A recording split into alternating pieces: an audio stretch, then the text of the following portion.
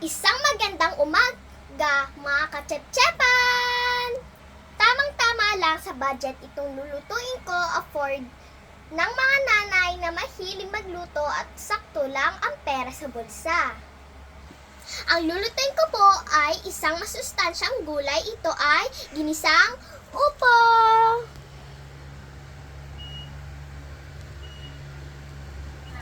Upo, hipon, at pork giniling at kamatis. Bawang, sibuyas at pampalasa. Diba budget na budget at kaya sa bulsa? Hala, tara na, umpisa na natin. Painitin ang kawali at lagyan ng konting mantika.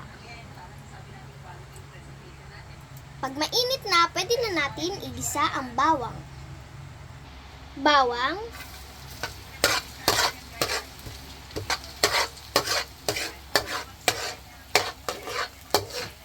hapulihin natin ang bawang. Sunod ang sibuyas.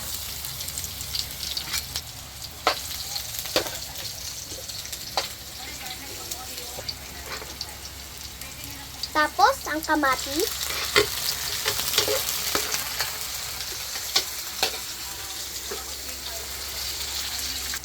Sunod natin ang pork giniling.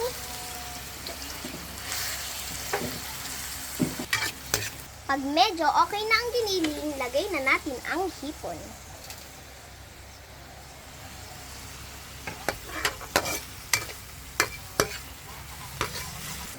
Sunod na po natin ang upo.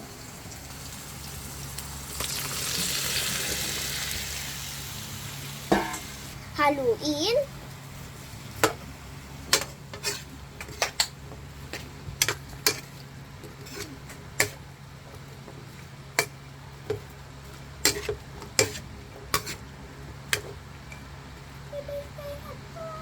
Takpan natin at hayaan ng 5 minuto. Kusa na siyang magtutubig. Ayan, lagyan na natin ng pampalasa.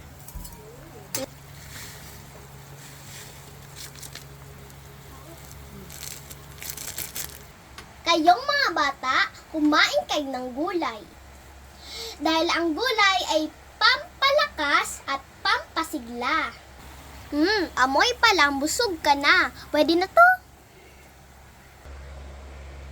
Ito na po ang ating finished product.